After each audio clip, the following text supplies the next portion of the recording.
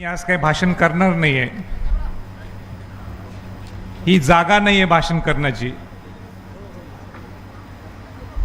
पण ज्या व्यथा मी पाहिलेले आहेत त्या व्यथा मांडण्यासाठी एक मी 2 मिनिटं उभा आहे. माननीय बच्चू भाऊ, आमचे सहकारी, मी त्यांना दोस्त सुद्धा मानतो. ज्यावेळी ते अन्न त्यागला बसले, माझ्या कानावर आल्यानंतर मी लगेच ताबडतोब मी फोन केला. आणि फोन केल्यानंतर माझं मन काही राहावं ना. माझं मन हेच मला सारखं टोचत होतं, तुम्ही फोनवर बोलून नुसतं काय होणार आहे. तुम्ही खऱ्या अर्थाने छत्रपती शिवाजी महाराजांचा जर वंशज असाल आणि जो खऱ्या अर्थाने रयतेसाठी धडपड करतो, जो आपल्यासाठी नव्हे तर रयतेसाठी, शेतकऱ्यांसाठी अन्न त्याग करण्यासाठी त्यांनी जे हाती आंदोलन घेतलेलं आहे, तर त्यांना ताकद देण्यासाठी संभाजी छत्रपती पळतो मुंबईतून. आणि बच्चूभाऊंना सहकार्य करण्यासाठी, ताकद देण्यासाठी, का मी मोठा नाहीये, ते घराणं मोठं आहे.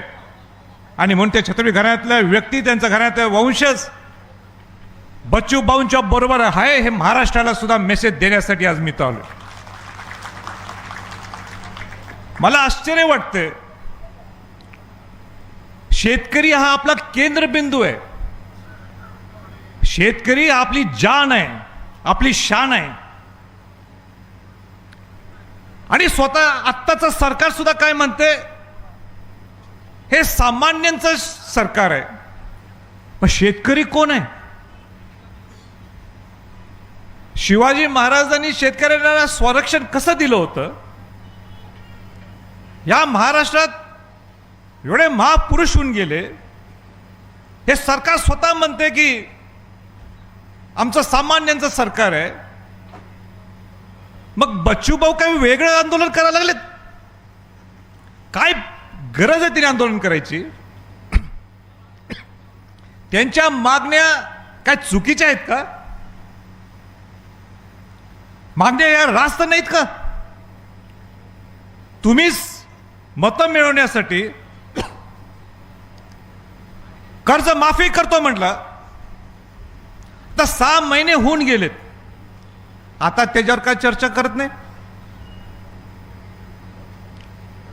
त्या कोट घालून फिरणारा कृषी मंत्री, जिभेला कुठला हाड नाहीये. आता ठीक आहे, तो फोनवर आला, मी बोलू शकलो, पण मी सुद्धा फोनवर बोलण्याची गरज काय? वर मला म्हणतो मी फोनवर बोलले बच्चू कडू. अरे बोलून काय? शेतकऱ्यांचे प्रश्न कसे सोडवणार आहेत? बरं, हा कुठला साधारण कार्यकर्ता नाहीये.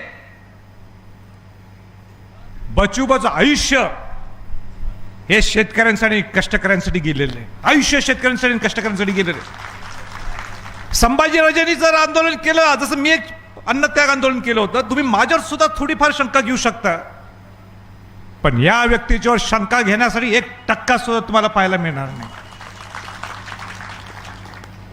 हो, तुम्हाला एक मजा, एक गंमत जमत सांगतो. वातावरण जरा एकदम बच्चूभाऊ सुद्धा जरा हसवायला पाहिजे मला बच्चूभाऊना.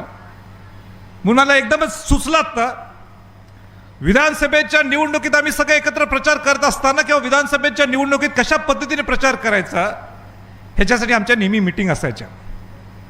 पण शेवटी मला आमच्या सगळ्या सहकारी, आमच्या स्वराज्याच्या सगळ्या सहकाऱ्यांनी सांगितलं की बच्चूभाऊ नेहमीप्रमाणे अर्धा पाऊण तास, 1 तास, 2 तास उशिरा येणार आहेत, म्हणून राजे तुम्ही काही गडबड करू नका मीटिंगला. काय म्हणले?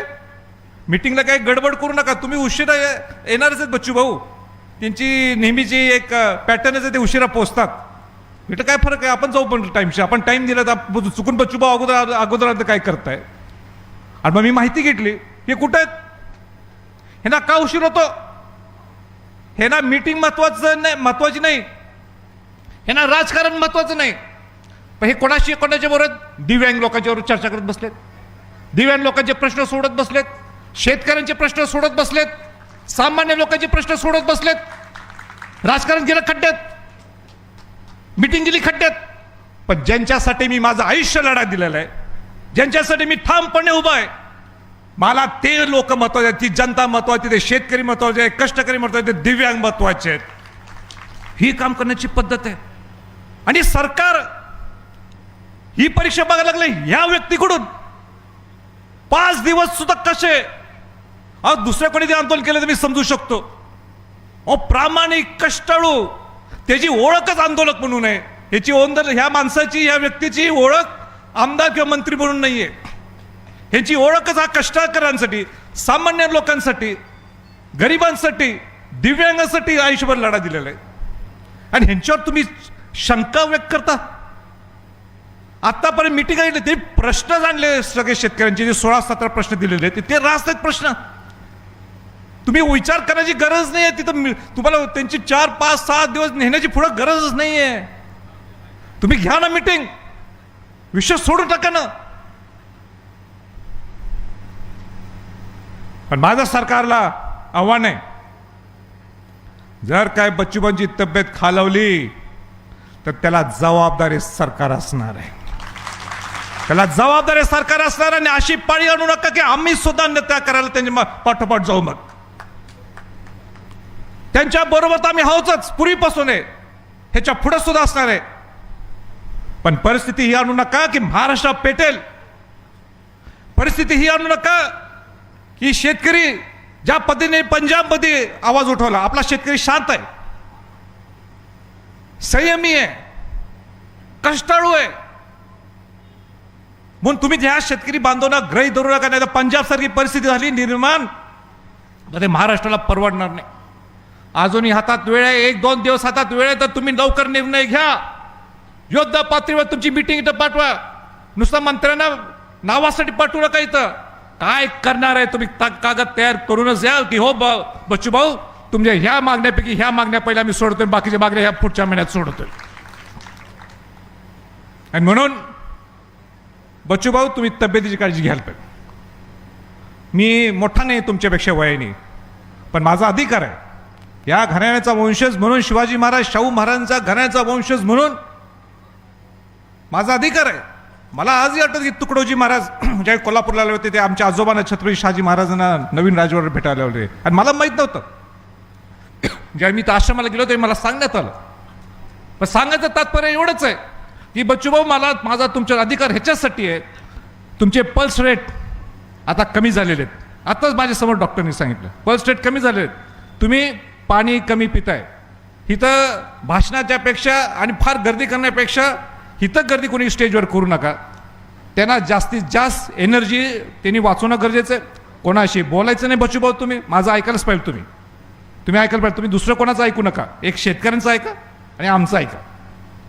तुम्ही अजिबात बोलायचं नाही कोणाशी. जास्तीत जास्त वेळ स्वतःची एनर्जी वाचवा.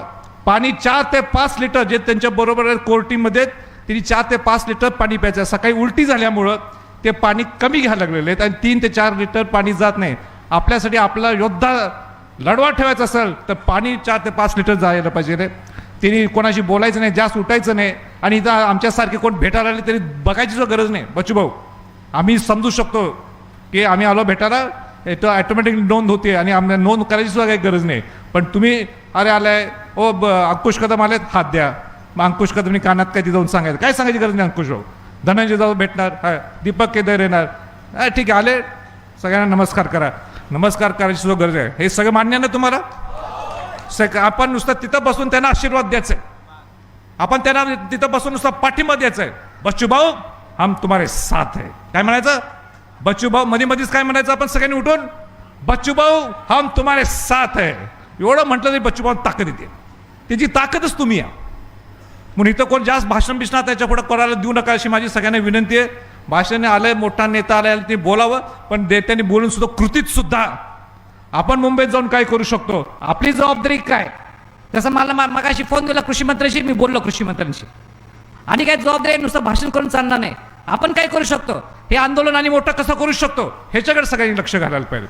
स्वराज्य पक्षाचे सगळे लोक सगळे इथं समोर बसले ते तर घालतीलच, पण सगळ्यांनी पक्षाच्या पलीकडे हे सगळं हे शेतकऱ्यांचे प्रश्न आहेत. आणि म्हणून आपण या उन्हाळ्यात सुद्धा आपण इथं सगळेजण आलात. उलटं उन्हाच्यामुळं आपलं डिहायड्रेशन फार होते. त्याच्यासाठी पाणी भरपूर प्या. आणि सगळे बच्चूभाऊंच्यावर जे सगळे इथं बसलेले आहेत त्यांचे सगळे सहकार्य, तुम्ही स्वतः तब्येतीची काळजी घ्या.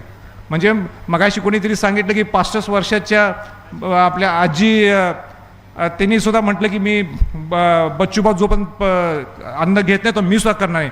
आणि सगळ्यांनी आपण टाळ्या वाजवल्या. अजिबात नाही. का टाळ्या वाजवायच्या? नाही वाजवायच्या टाळ्या. तिने का करावं आंदोलन?